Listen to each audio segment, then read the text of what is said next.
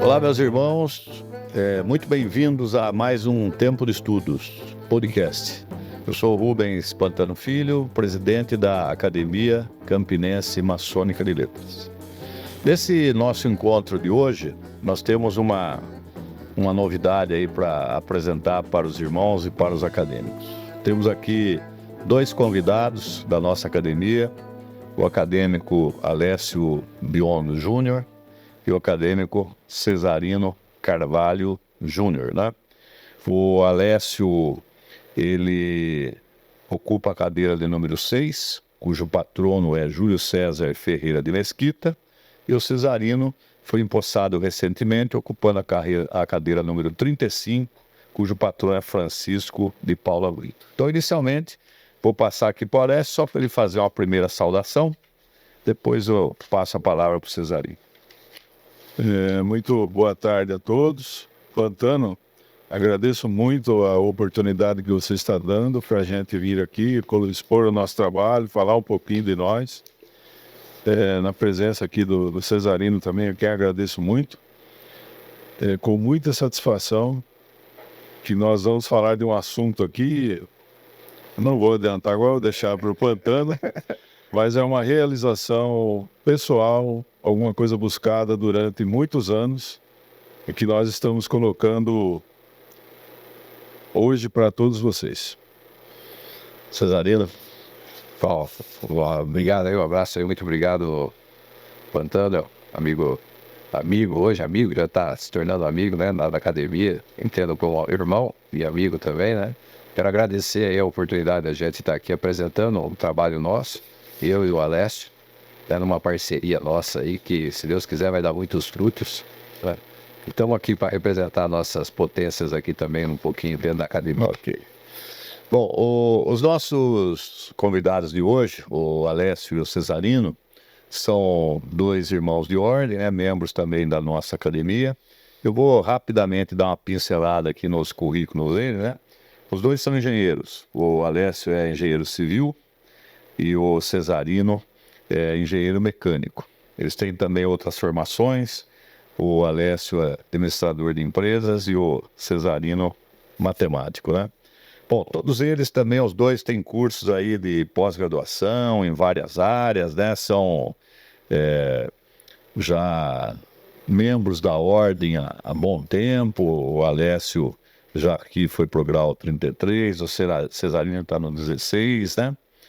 O Alessio é membro da augusta e respeitável loja simbólica Construtores do Templo de Salomão, do Oriente de Sumaré, e o Cesarino da Fraternidade Sumaerense, não é isso? Isso daí. O Alessio, a loja é filiada ao Grande Oriente Paulista e a loja do Cesarino filiada ao Grande Oriente do Brasil. Bem, hoje nós trouxemos os nossos dois irmãos aqui porque em primeira mão nós vamos apresentar aqui o livro que eles estão lançando no dia de hoje. Primeira apresentação. O livro chama-se Do Ocidente ao Oriente, um caminhar na busca do conhecimento. Bom, esse livro ele é composto de uma coletânea de artigos escritos por um e por outro. Acho que tem, se eu não me engano, um ou outro que é de autoria conjunta, né? Mas, basicamente, o livro é um conjunto de artigos, obviamente, de temática maçônica, tanto reflexões, digamos, centradas nos graus simbólicos, como também nos graus filosóficos. E eles reuniram, então, todos esses textos, né, que foram construindo aí ao longo dessa jornada maçônica, né, de cada um, e estão nos apresentando, né, numa publicação que ficou realmente muito bonita, né? Então nós vamos começar a falar um pouquinho do livro, falando um pouquinho do título, né? Então, passar a palavra aqui para o Alessio, né? A razão de vocês terem escolhido esse título, Do Ocidente ao Oriente, um caminhar na busca do conhecimento. Então, Pantano, a razão é uma palavra, a busca do conhecimento. Aí a gente se perguntou, como é que esse conhecimento chega até nós, como ele tem vindo, através do tempo, da própria evolução da humanidade, de onde que ele veio, para onde que ele foi, como que é essa coisa acontece. Eu ouvi durante muito tempo que Chipre é que separava geograficamente o Oriente do Ocidente. Mas, na verdade, quando você fala de conhecimento, você vê que o conhecimento é como se fosse um sangue que flui por nossas artérias e veias. Ele vem de todo lugar e vai para todo lugar. Então, o conhecimento vem do Oriente para o Ocidente, mas, ao mesmo tempo, ele faz o caminho inverso. Ele vai do Ocidente para o Oriente. Claro que houve uma fase da história humana em que isso se verificou mais intenso do Oriente para o Ocidente. É por isso que o Cesarino, inclusive, que deu a ideia do título, é que nós resolvemos colocar esse título do Ocidente para o Oriente. É isso. Perfeito. Cesarino, quer fazer um comentário? Na verdade, assim, é exatamente isso que o irmão Alessio comentou, né? A gente está indo até o Oriente buscar esse conhecimento, né? Por isso que a gente sai do Ocidente para ir no Oriente. Isso dentro da maçonaria, né? Para quem é maçom, a gente diz que a loja, né, lá no Oriente é onde tem o grande conhecimento, né? Sim. Da loja, né? Então também a gente que começa na maçonaria, na loja, começa lá Aprender no Ocidente. O aprendiz fica no Ocidente, o companheiro fica no Ocidente. Só pode entrar no Oriente quem é MS, tem um conhecimento. E é lá que a gente tem que beber do conhecimento, né? Então essa também é uma lógica dentro desse livro, já que estamos falando da maçonaria, né? Então buscar esse conhecimento lá, né? É isso daí. E nós construímos o livro buscamos construir o livro com essa evolução vamos chamar assim, os capítulos mais no início da nossa jornada de escritores aqui, 2 escritores, né? Estamos aqui no primeiro momento, mas a gente já vem escrevendo faz tempo. Então nós procuramos colocar também os artigos mais antigos, vamos chamar assim, que é o nosso início de aprendizado, crescendo filosoficamente dentro da maçonaria, e aí a gente foi alavancando esse crescimento também, né? Mostrando caminhar para ir para o Oriente. A evolução, né? Como escritor e como maçom. Bom, eu tive assim, o prazer, né, de trabalhar na produção aí do livro do Cesarino e do Alessio. Então, passei por todos os capítulos, né? E para a gente conversar um pouquinho hoje, né? Porque a gente tem um tempo, obviamente, limitado, eu fiz a escolha aqui de três capítulos de um e de 3 capítulos de outro, de 6 capítulos. Então, nós vamos comentar um pouquinho de cada um. Vou começar agora com o Alessio. Um artigo bastante interessante, tem o subtítulo A Maçonaria e a Vinha do Senhor. Então, Alessio podia contar um pouquinho o que os leitores vão encontrar. Seria interessante enfatizar assim, uma coisa. Em todo estudo que eu faço, eu procuro uma conexão com o nosso dia a dia, a nossa vida cotidiana, aquilo que acontece, o que passamos, o que sofremos, o que nos agrada. Então, porque eu entendo que essa conotação, ela traz uma correlação direta com a maçonaria. Porque maçonaria é uma doutrina, é um pensamento que nos induz a sermos homens melhores, se é que isso é possível e se é que possamos melhorar. Mas, na verdade, é isso. Então, nada mais do que esse nosso viver diário para fornecer subsídios. A maçonaria Vinha do Senhor, ela começa, eu me lembrando, quando era criança, eu e a minha tia levada, meu avô tinha paeiras, ele trabalhava com paeiras de uva, que ele vendia para o seu sustento. E nós, malandramente, tomávamos porte do alicate específico para corte de cacho de uva, e nos embrenhávamos lá no meio e chupávamos uvas numa quantidade imensa, até que isso acabasse vazando pelas vias intestinais de uma forma incontrolável. Mas o vício nosso não terminava, e meu avô ficava bravo com isso. E a vinha, essa intimidade que a gente tinha, a vinha, lembra o vinho? O vinho está na Bíblia, e o vinho é o sangue do Senhor. Então, isso trouxe uma particularidade, uma intimidade, eu comecei a enxergar paralelos dentro da maçonaria. né? Até tem uma lenda do vinho e da vinha, vivida contada que foi Baco. Ele andava, viu uma pequena plantinha, e falou, vou levar essa plantinha para o meu reino, colocou-a no osso de galinha. E essa plantinha aqui ela vai ficar protegida de umidade, uma série de coisas. E ele começou a sua caminhada, de repente a plantinha começou a crescer, ele falou, vou mudar, vou pegar um osso de leão. E colocou todo aquele conjunto dentro de um osso de leão, pelo mesmo motivo. Em sua andança ainda, a plantinha cresceu, vou pegar um osso de burro, e colocou o conjunto. Então por isso que se diz até hoje, os homens quando bebem o vinho, eles cantam como passarinhos, eles bravejam como os leões e são idiotas como burros. Então essas coisas foram me chamando muita atenção. E eu procurei esse paralelo, encontrei ele na parábola dos vinhateiros homicidas, onde Jesus ele é retratado como uma pedra angular da construção, é retratado como uma pedra angular da construção, né? Aquela pedra que não se dá importância, mas que ao fim das contas é o marco de qualquer construção que nós venhamos a erigir. E diretamente aí vem a erição, ou o crescer do nosso templo interior. Então, toda essa conotação eu procuro colocar no livro, para que nós possamos pensar no corpo, que é o pão, e no vinho, que é o sangue do Senhor. E que a maçonaria, dentro da sua especificação, o livro sagrado, a Bíblia, ela traz isso muito claro, é aquela mensagem que nós ouvimos sempre. Amai-vos uns aos outros. É isso, Pantano. Poderia falar mais. Muito bem. Nós temos aí, tem um pessoal ali também. E você vê, o tempo passa rápido. Já estamos aqui com 12 minutos. Né? Exatamente. Bom, vou pegar um capítulo do Cesarino, que inclusive foi tema da palestra que você apresentou na academia. O título é Ser Humano Pedreiro. Né? Para você falar um pouquinho pro... Esse é o meu xodó. Esse artigo é o meu xodó, né? Eu acho que eu pretendo, né, ao longo do tempo, venho estudando a questão do ser humano, né? E a gente pode olhar o ser humano na formação da cabeça, tronco e membros, né? E dentro de cada um dessas partes do corpo, desses componentes do corpo, a gente ter um alinhamento com aquilo que a maçonaria prega, né? Eu acho que na cabeça nós temos o cérebro, e é onde a gente tem o conhecimento, que vai nos levar adiante no sentido de ser humano, de homem, enquanto ser humano, né? O homem mulher, né? O homem ser humano.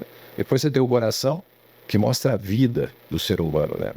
E os braços, as pernas, que são os membros, ele leva a gente na fraternidade, no caminhar junto, no apoiar. Tudo isso envolto uma egrégora, uma alma, um espírito, né? Então esse é o ser humano. Eu vejo que o ser humano é formado nesse contexto, independente hoje se ele tem um coração artificial, uma perna artificial, um braço artificial, né? Que seja, mas o ser humano que eu entendo é aquele que tem o conhecimento, né? Que tem a alma, que tem a vida, né? E que busca levar ao próximo, ao amigo, algo melhor. Esse é o ser humano. Muito bem. Esse tema o Cesarino explorou na palestra que ele apresentou, né, que é em condição, inclusive, para ingresso na nossa academia. Tá, vamos passar já para um outro tema, né, porque a ideia é a gente dar uma noção geral aí do livro, falando de 3 capítulos. O Alécio também escreveu um segundo capítulo chamado Maçom, o Peregrino da Verdade.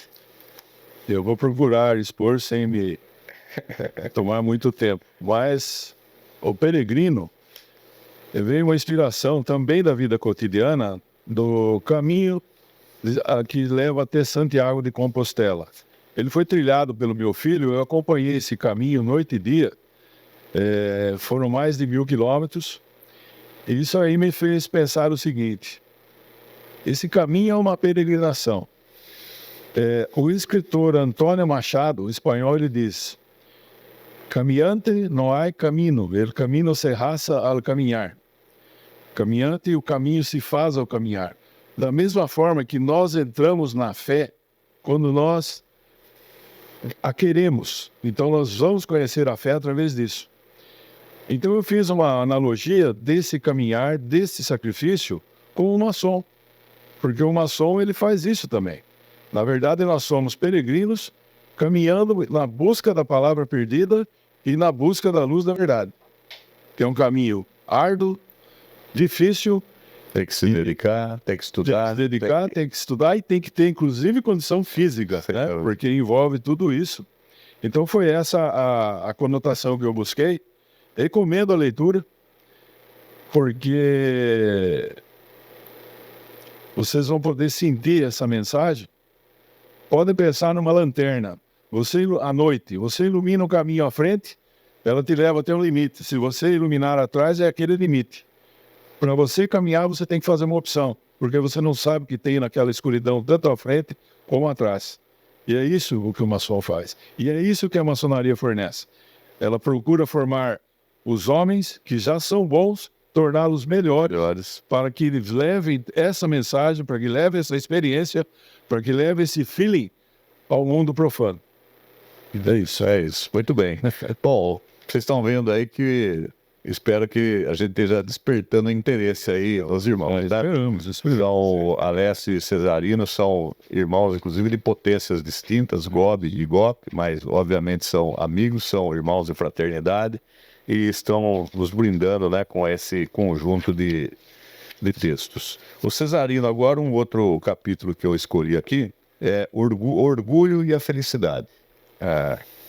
Esse capítulo também é outro. Bom, todos que a gente escreve, a gente tem que ter uma paixão por eles, né? Mas esse foi o segundo tema que eu escrevi quando eu ingressei, após ter ingressado na fraternidade suarense, né? Inclusive, é um tema em época de aprendiz ainda. Talvez eu tivesse um pouco avançado, querer escrever isso enquanto aprendiz. Mas eu entendo que eu não gosto da palavra orgulho, né? Para mim, o orgulho é muito comum. A gente fala, eu tenho orgulho disso, orgulho do filho. Eu não acho que orgulho é uma comparação. Orgulho é quando você é uma citação comparativa, né? Toda vez que você fala, eu tenho orgulho que o meu filho entrou na faculdade, né? Então significa que o filho de outro não entrou, né? O que eu tenho é felicidade. Eu sou feliz pelo meu filho de entrar na faculdade, porque a felicidade é algo intrínseco a mim. O orgulho eu estou me comparando com o outro. Tanto é que o orgulho é um dos 7 pecados capitais. O orgulho não faz parte da maçonaria, mas é muito comum você ouvir dentro da maçonaria a palavra orgulho, né? Aí eu fui estudar isso para ver, mas, uma contrassenso. Não, tem orgulho bom e tem orgulho ruim. Não, orgulho é orgulho. Definição de orgulho, no contexto das definições, é uma coisa ruim, né? Então eu notei isso, eu não uso a palavra orgulho na minha vida, é isso que eu tento falar um pouco aí nesse artigo, nesse capítulo do livro, né? Esse assunto. Porque eu acho que o que está intrínseco a gente é a felicidade. Então, entre o orgulho e a felicidade, eu fico com a felicidade. Tô bem.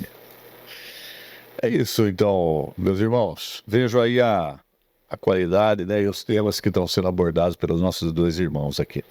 O Alessio agora vai falar de um tema que, obviamente, para nós é bastante importante, nós todos da academia, porque é justamente um artigo que, inclusive, ele já publicou numa das nossas revistas, que é sobre o Pensador de Rodin, que é o símbolo da nossa Academia Campinense Maçônica de Letras. Ele está lá. E está, inclusive, aqui, ó, na capa do livro. Cesarino lembrou. Então, Pantano, esse é um tema, Cesarino, que realmente ele me iriça os pelos dos braços, porque eu entrei na academia em 2011, em agosto, aliás, dia 20 de agosto de 2011, né, que dizem que é o dia do maçom, aquilo lá, né, aquilo é bastante controverso, mas é falado. E eu vi o Pensador, fui pesquisar, falei, o Pensador, Rodin, e fui fazendo essas ligações, até que surgiu a oportunidade de eu poder viajar e conhecer o Museu de Rodin em Paris. Eu fiquei maravilhado, tem a foto, inclusive, aí no livro, aí, nós tiramos a foto do Pensador e eu fiquei maravilhado com isso aí. Escrevi o artigo que me deixou sumamente feliz porque veio de encontro àquele anseio, né? O Pensador sentado naquela pedra bruta, que é o que nós fazemos, nós polimos a nossa pedra bruta dentro da maçonaria, pensando, circunspecto ali, taciturno até. O que eu vou fazer? mas você percebe que ele está numa posição pronto para a ação. Então não é só um pensar acadêmico, é um pensar prático, é um filosofar prático. Então você percebe que ele vai partir com a solução e voltar para resolver outro problema. Então ele está sentado naquela feira pública, No limiar, né? sempre no limiar, exatamente, no limite entre o pensamento e a ação. né? Então isso aí me deixou realmente muito maravilhado. Quando eu entrei na academia, quando eu fui no museu, eu não resisti, acabei escrevendo o artigo, me reporto aqui ao nosso ilustre acadêmico em memória, Wesley Jorge Freire, que escreveu a razão de ser, está em nossos livros, a razão de ser um acadêmico. Isso. Né? Ele diz ali que nós temos que pegar aquele saber adquirido, aquele conhecimento, transformá-lo em sabedoria e colocá-lo em prática. Em outras palavras, é isso, é o sintetizar do pensamento dele. Então ele justifica a existência da academia e a performance do acadêmico como homem e como homem maçom. Então é isso, eu sou suspeito para falar muito desse tema, dado o entusiasmo que eu fico. Então eu vou deixar para que vocês vejam no livro e depois veja se eu tenho razão ou não. Se eu puder, posso completar? Claro. E essa foto, o que está na capa é a foto que ele tirou lá quando ele visitou. É uma foto tirada pelo nosso irmão Alessio. Bom, a gente está já com uns 20 minutos aqui, então temos que ir finalmente, né? Vamos falar sobre o último capítulo aqui que o Alessio vai abordar, liberdade e seus caminhos. Cesarino, perdão. Liberdade são seus caminhos. Liberdade é um tema espinhoso, né? Falar de liberdade, tem dois artigos no livro falando sobre liberdade, e podia escrever 50, né? E hoje falar de liberdade é um negócio muito espinhoso, né? Mas a liberdade está, dentro de todo o contexto que possa ter, entre o seu limite hoje, né? O limite legal, né? Mas a liberdade está na sua capacidade de ter conhecimento. Você quer ficar contra os inimigos da liberdade? Veja, você tem que ter conhecimento, tem que ter paciência para aumentar a tolerância, ser tolerante, a paciência para ser tolerante com aqueles fanáticos que possam ter. E a maçonaria tem 2 capítulos da maçonaria na Loja de Perfeição, o 9 e o 10, que trata muito forte sobre essa liberdade. E tem também nos mais altos graus, que é a liberdade do pensar, que é o outro artigo que eu tenho, né? Então, liberdade, eu tentei colocar ainda, mas não tem uma definição clara e definida do ponto de vista, mas pensa em você ser liberto, mas libertando do seu conhecimento, do seu pensar, do seu modo de pensar. Essa é a sua liberdade, né? Desde que não entre no espaço dos demais. E a maçonaria prega isso, fala dessa forma, mas depende de cada um entender. E aí, nesse capítulo, tem um pouco do meu entendimento, mas ouvindo tudo que se fala aí no mundo, não só no mundo profano, mas no mundo maçônico também. Então essa é a ideia da liberdade. Lembrando de uma frase do José Martí, que foi um pensador, né, cubano, obviamente da época em que Cuba ainda era uma colônia da Espanha, né?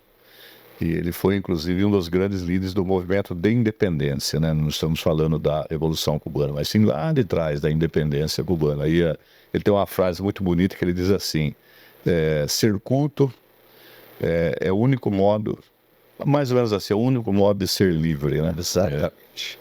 Essa é a linha do raciocínio. Bem, nós chegamos aqui praticamente ao final. Eu vou deixar agora para o Alessio e para o Cesarino fazer algumas considerações. Eles têm, inclusive, uma destinação sobre a verba que vai ser adquirida pela venda do livro. Vão falar um pouquinho, os agradecimentos finais, para a gente fazer o encerramento do nosso programa de hoje. Quer começar? Pode falar, você. Não, primeiro preciso agradecer a família, né? Porque escrever, mesmo que a gente já tenha tudo isso, elaborar um livro, quanto tempo nós estamos, né, trabalhando nisso, o irmão Pantano sabe disso também, tem contribuído aí com muitas coisas para nós, mas tivemos que readequar todas as nossas escritas, não é pegar os artigos simplesmente, nós procuramos aí pôr um pouco de carinho nesse negócio aí também, né? E para isso você tem que abdicar da família, da vida, né? reuniões de sábado, quantas reuniões de sábado? Bem que a gente tomou uma cervejinha também, mas quantas reuniões de sábado a gente teve junto, né, para poder resolver isso aí, fazer, escrever, e leva para um, e leva para outro, enfim, todo esse trabalho, né? Então, agradecer meus filhos, Lai e Luan, suas esposas, né, a Mariana, a Jaqueline, minha esposa, a Marli, que lá até no dia da posse, eu nem falei o nome dela, tá me cobrando até hoje, eu tenho que falar hoje aqui, né? Eu agradeci minha esposa, mas não citei o nome dela, né? Os meus amigos, e eu não posso deixar de agradecer o Alessio, né? Nesse apoio, do suporte, você vê que a gente, no livro está escrito ali na apresentação, nós não somos concordantes em tudo, né? Nós temos as nossas... Aliás, é sempre bom, Sempre né? bom. Que haja, claro, que divergência num nível, né? Com respeito, etc. Para a gente construir coisas com... Mas conseguimos, sabe, casar muito bem esse aqui. Então eu tenho que agradecer você também, Pantana, por tudo isso, né? E assim, o que nós resolvemos, decidimos. O livro já está pago, já está tudo pronto, a gente já fez, é um carinho nosso, é uma paixão nossa.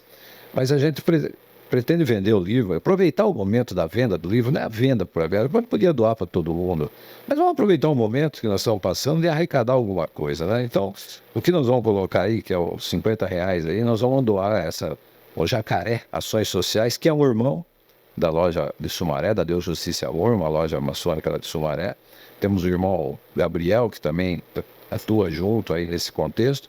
Ele trabalha há mais de 10, 12 anos com moradores de rua, servindo alimentação, né? Cadeiras de roda, ele faz a distribuição, o controle de cadeiras de roda lá no município, né? Além de toda a questão de roupas e tal. Então, nossa ideia é ajudar esse Jacaré. E Jacaré é o apelido dele, todo mundo conhece ele por Jacaré mesmo. Não tem nada a ver com algo diferente, é o apelido dele. Então, a venda do todo o arrecadado vai ser destinado a essa instituição. Então, até nós temos aí um Pix, um QR Code aí para a gente lançar, já vai direto para a instituição dele, que tem CNPJ, é constituída, isso é importante, uma instituição que vale a pena a gente ajudar lá em Sumaré. Okay. Então, nós fizemos isso também no final desse livro aí. Tá bem. Alessio? Estamos chegando aqui ao final desse magnífico bate-papo, né? Mas eu não poderia deixar de agradecer aqui em primeira mão a família. São muitos familiares, mas eu vou citar o nome da minha mãe, a Elisa, que é o meu sustentáculo em vida até hoje. Por toda a dica, né, entre aspas, que eles nos deu, para poder confeccionarmos esse livro. Agradeço também ao Cesarino, meu irmão, autor de livro, que topou fazer isso, né? Porque não é fácil você achar um louco aí que quis escrever um livro e colocar esse livro impresso à disposição dos leitores, né? Também gostaria de citar, Cesarino Pantano, o meu padrinho da academia, José Ferraz, que nos deu a honra de prefaciar o livro. Agradeço muito a ele.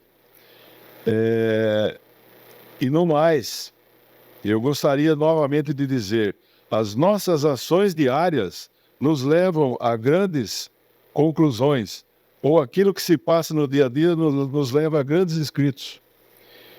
Eu tenho um artigo nesse livro chamado, me permita falar, São Tomé e os Manuscritos do Mar Morto. É uma coligação esquisita, por que isso, por que aquilo? São Tomé nos lembra aquele velho adágio, vir para crer, né? E os manuscritos do Mar Morto, quando foram encontrados, eles mostraram uma grande dúvida minha, se o livro sagrado, se a Bíblia praticada hoje, ela tem os mesmos dizeres que tinha lá 2000 anos atrás. E os manuscritos mostraram que tem. Isso está sendo atestado por Penina Shore, do Museu Egípcio, do Cairo. E então isso me levou a desenvolver os artigos todos que estão aqui. Então vocês estão vendo bem que é tudo muito coligado com vida familiar, com vida com amigos e tudo mais. Isso aconteceu, preciso dizer isso, no bairro de Cascalho, no município de Corderópolis, numa missa que foi rezada em italiano, comemorando os 150 anos de unificação da Itália. Então, a partir daí que brotou essa verve para que pudéssemos escrever e até fazer estudos paralelos filosóficos. Muito obrigado a todos. Bem, meus irmãos, então estamos encerrando mais esse podcast. Não posso deixar de, em nome da nossa academia, agradecer aos nossos dois acadêmicos, Alessio e Cesarino, né, por estarem produzindo esse material, que eu tenho plena convicção que vai ser de muita valia aí para os irmãos que quiserem, então, refletir, estudar um pouco mais sobre os temas, assim, fundamentais da nossa ordem, né? Quero também, em nome da nossa academia, deixar um fraternal abraço, tanto para os irmãos da loja Construtores do Templo de Salomão, como para os irmãos da Fraternidade Sumairense, né, os irmãos lá de Sumaré. Além de adquirir o livro, vejam que as ações, né, essa ação dos dois irmãos é muito importante, porque todo o dinheiro arrecadado vai ser doado para uma instituição de Sumaré, né? Uma instituição de Sumaré, tá bom? Então tá aqui o livro, Do Ocidente ao Oriente, um caminhar na busca do conhecimento. Está indicado para todos. Um abraço e até o próximo Tempo de Estudos Podcast.